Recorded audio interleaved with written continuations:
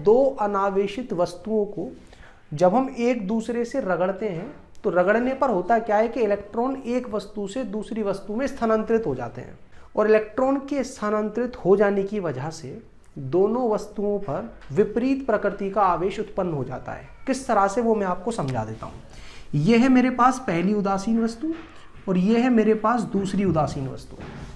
अभी इन दोनों पर आवेश जीरो है। आवेश जीरो है मतलब जितना धनावेश है उतना ही ऋणावेश है। तो जब मैं इन दोनों वस्तुओं को आपस में रगड़ूंगा तो रगड़ने पर मैं मान लेता हूं उस पहली वाली वस्तु से दूसरी वाली वस्तु की तरफ 4 इलेक्ट्रॉन चले गए।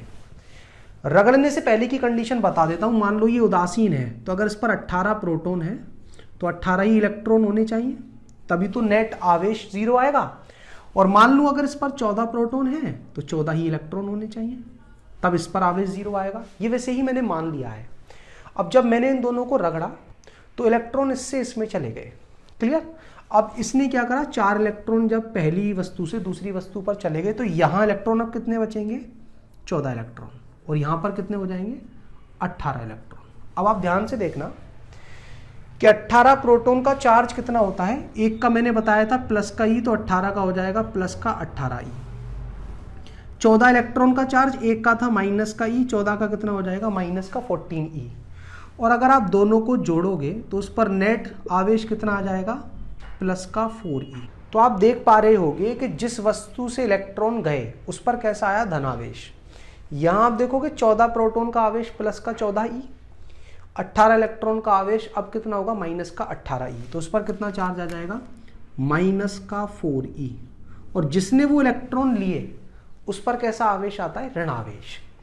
तो ये वाली प्रक्रिया कब काम करती है, जब आपके पास दोनों ही वस्तु अनावेशित है। और सबसे पहला क्वेश्चन जो हमने सेलेक्ट किया है वो कुछ इस प्रकार से है कि घर्षण द्वारा आवेशन की प्रक्रिया में जब हम दो अनावेशित वस्तुओं को आपस में रगड़ करके आवेशित करते हैं तो किस वस्तु पर धनावेश आएगा। और दूसरे पार्ट में पूछा गया है कि दोनों वस्तुओं में से किस पर आवेश का मान अधिक होगा। तो देखिए, आपको ये बात पता हो कि घर्षण द्वारा आवेशन की प्रक्रिया में जब हम दो अनावेशित वस्तुओं को आपस में रगड़ते हैं तो क्या होता है, इन दोनों के बीच में इलेक्ट्रॉनों का स्थानांतरण होता है।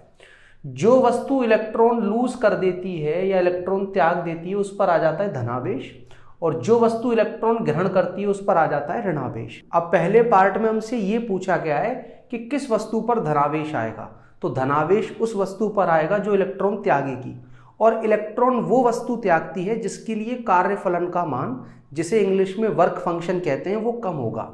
अब ये कार्यफलन क्या होता है कि किसी भी वस्तु से अगर आपको इलेक्ट्रॉन निकालने हैं तो आपको उस वस्तु को एक ऊर्जा प्रदान करनी पड़ेगी। तो वो न्यूनतम ऊर्जा जो आप किसी भी वस्तु को प्रदान करें और उससे इलेक्ट्रॉनों का उत्सर्जन शुरू हो जाए, उस न्यूनतम ऊर्जा को हम कहते हैं कार्यफलन। तो जब हम इन दोनों वस्तुओं को आपस में रगड़ रहे हैं तो हम इन दोनों वस्तुओं को ऊर्जा प्रदान कर रहे हैं। तो इलेक्ट्रॉन पहले उस वस्तु से निकलने शुरू हो जाएंगे जिसके लिए कार्यफलन का मान कम है, और वो वस्तु हो जाएगी धनात्मक, और जिसके लिए कार्यफलन का मान ज्यादा है वो उन इलेक्ट्रॉनों को ग्रहण करेगी और उस पर आएगा ऋणात्मक आवेश। अब अगर आपसे ये पूछा जाए कि दोनों वस्तुओं में से किस पर आवेश अधिक है, तो हो सकता है आप ये जवाब दे दें कि पहली वाली वस्तु पर आवेश ज्यादा है। लेकिन पीछे मैं आपको समझा चुका हूं कि ये जो आवेश के धनात्मक और ऋणात्मक मान है, ये केवल आपको ये समझा रहे हैं कि आवेश की दो विपरीत प्रकृति होती हैं। अगर उनके परिमाण बराबर हैं तो आप समझ जाएं कि दोनों वस्तुओं पर आवेश का मान बराबर है। तो इस प्रक्रिया में, मतलब घर्षण द्वारा आवेशन की प्रक्रिया में, दोनों ही वस्तुओं पर बराबर आवेश आते हैं, परंतु उनकी जो प्रकृति हैं वो होती हैं विपरीत।